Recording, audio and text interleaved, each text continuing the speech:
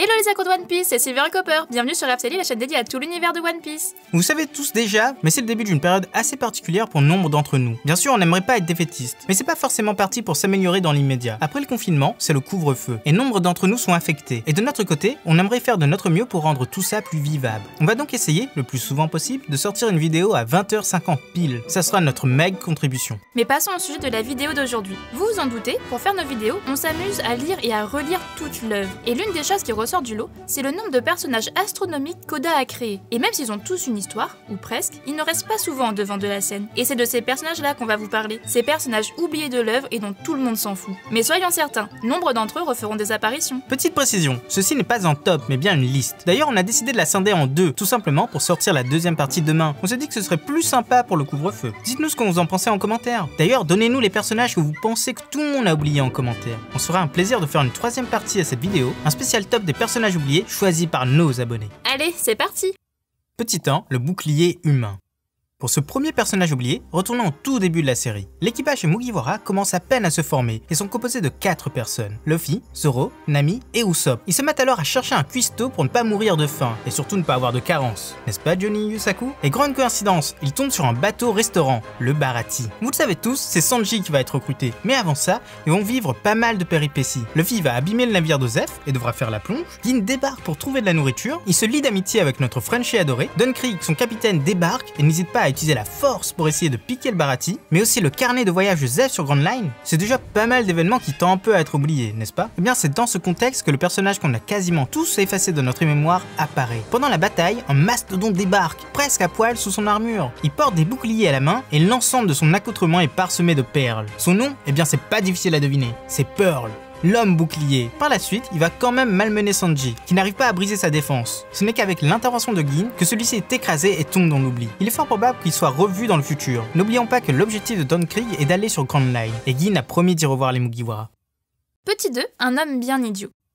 Maintenant, direction Skypiea, la fameuse île céleste où règne un dieu, Ener, le Logia de la foudre. Par un heureux hasard, l'arrivée illégale des Mugiwara sur les lieux coïncide avec le déclenchement du grand plan d'anéantissement du tyran. Il prévoit d'aller vers la lune, où la Verse est sans limite. Mais forcément, il veut tout détruire avant de partir, sinon ça ne serait pas drôle. Et pour rajouter plus de fun à tout ça, il organise un grand concours où 3 groupes vont s'affronter. Les Mugiwara, les fameux Shandia et les suivants d'Ener. Les 5 derniers survivants pourront l'accompagner sur la lune. Et c'est dans ce groupe qu'on a pioché ce personnage oublié. Plus précisément, parmi ses lieutenants, les prélats, le gardien de l'épreuve des marées, 2000 kidiales sous les chaussures, une coupe en crabe et l'intelligence d'une huître. Il a tout pour être vite oublié, non? Eh bien, il a quand même eu son quart d'heure de gloire. En fait, non. Il oublie que pour croiser les bras, il doit plier les coudes, que pour voir Chopper, il doit ouvrir les yeux, et que pour parler, il faut ouvrir la bouche. Et comble de l'idiotie, il se fait piéger la tête la première dans sa propre attaque par Chopper.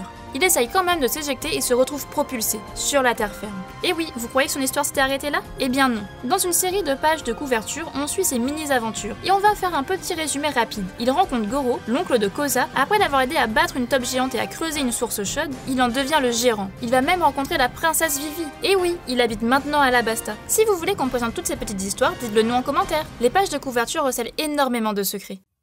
Petit 3, le geôlier du futur seigneur des pirates.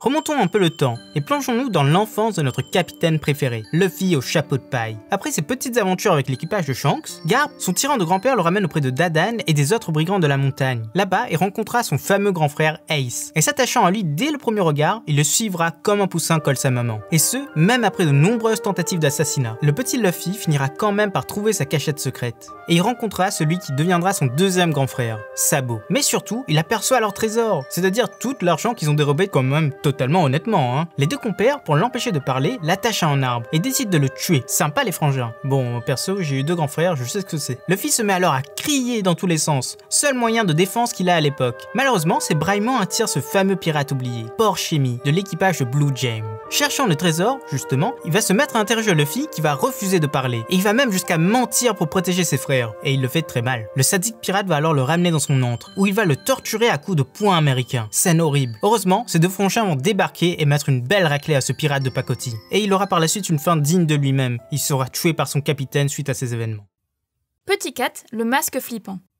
Continuons ce tour des personnes oubliées sur Whole Cake Island. Oui, vous allez nous dire qu'avec 85 enfants, il y en a plein qui ont été oubliés. Et c'est vrai, mais on va même pas parler d'eux. Mais un des membres de l'équipage de Big Mom qui n'est pas un de ses enfants. Il a été légèrement mis en avant, et puis, pouf, oublié. Bref, contexte d'abord, contexte. Alors que Sanji vient de rencontrer sa promise, la belle et innocente Pudding, il va la retrouver au clair de lune avec un plat entièrement préparé pour elle. Malheureusement, il tombe sur une scène délirante. Pudding montre son vrai visage et tire dans la jambe de Reiju, de sang-froid, et elle lance des choses aberrantes. Le mariage est un piège et tous les Vismok vont se faire assassiner lors de cet événement. Et pire, elle a un fouet du démon qui permet de manipuler la mémoire. Sanji est dévasté par ce revirement de situation. Il se cache pour pleurer et penser à ses amis, se rendant compte que Luffy adorait manger ce qu'il préparait. Débarque alors un petit bonhomme bien curieux, d'allure ronde et portant un masque pour le moins flippant. Celui-ci ne lui couvre pas toute la tête et laisse deviner son énorme sourire. C'est Bobbin, dit l'assassin. Il se met alors à piquer un bout de viande. Sanji lui démonte alors le crâne d'un énorme coup de pied. On ne touche pas à la nourriture de son capitaine. Le cuistot en profite alors pour fuir. D'autres hommes de Big Mom débarquent, mais Bobbin les endort grâce à une capacité encore inconnue. Il se met à poursuivre le fuyard. Il se dit sans doute que si Big Mom apprend qu'il n'a pas pu l'arrêter avant le mariage, ça signera sa fin. Mais en chemin, il se fait très vite tirer dessus par Vito, un des hommes de Capone, et il s'effondrera. Son sort est aujourd'hui encore inconnu.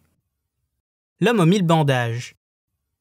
Maintenant, accossons à Shabondi, mais juste après l'ellipse. Vous vous rappelez sûrement que les Mugiwara s'y étaient donné rendez-vous après leurs 2 ans d'entraînement. Et bien en arrivant sur l'île les uns après les autres, ils ont commencé à recruter une grande flotte de pirates bien connus. Tout ça pour aller à la conquête du Nouveau Monde. Et mais, attendez, c'est pas Luffy ça, ni Nami, et encore moins Zoro et Sanji. Eh oui, ce sont des usurpateurs. Mais ce n'est pas de ce menu frottin qu'on va parler aujourd'hui. On est certain que vous vous rappelez de chacun d'eux, mais on va parler d'un des pirates qui vont essayer de recruter. Outre le grand et flamboyant Caribou, d'autres pirates de renom ont été tentés par cette aventure. Et celui qui nous intéresse est l'homme aux 1000 bandages, Albion l'écorché. Il a une prime de 92 millions de berries, quand même. C'est pas mal pour la première partie de Grand Line. À l'arrivée des pacifistas, il comprendra, comme tous les autres, qu'il s'est fait duper, mais tente quand même de se battre. Tenant 3 couteaux dans la main droite et un sabre long dans la gauche, il semble très agile, mais perd le combat. Cependant, on apprendra par la suite qu'il ne fut pas capturé lors de cet événement. Il doit donc avoir atteint le Nouveau Monde, et il est possible qu'Oda ait d'autres plans pour lui.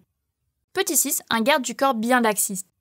Pour terminer cette première partie des personnages oubliés, dirigeons-nous vers la tristement célèbre île d'Ohara, île natale de notre cher Robin et anciennement lieu où se situait la bibliothèque d'Ohara. Pendant l'événement qui a vu sa chute, Robin et sa mère ont malheureusement joué un très grand rôle. La première, aussi intelligente que d'habitude, va réussir à apprendre à décrypter les poneglyphes seule, ce qui enragera le gouvernement quand il l'apprendra. Et la seconde, Olvia, après s'être évadée de la marine, va se cacher sur son île natale et malheureusement attirer les foudres du gouvernement qui décidera d'éradiquer le mal, toute leur connaissance de façon radicale. Il va tous les tuer. Pour cela, il va tout d'abord envoyer les membres de la précédente génération du CP9, Spandine, le père de Spadam, et ses hommes. Et c'est parmi eux que se trouve la personne qui nous intéresse. C'est le méconnu Laskai, homme aux cheveux longs et d'une bonne prestance. Étonnamment, lorsqu'Olvia tire sur son chef, il ne bouge pas d'un pouce. Peut-être a-t-il le acquis de l'observation. Mais par la suite, sur ordre de ce même homme, il maîtrise la prisonnière. Ce qui est intéressant avec ce personnage, c'est qu'il est le père de Khalifa, l'agent du CP9 que personne n'a pu oublier. Étonnant, n'est-ce pas ?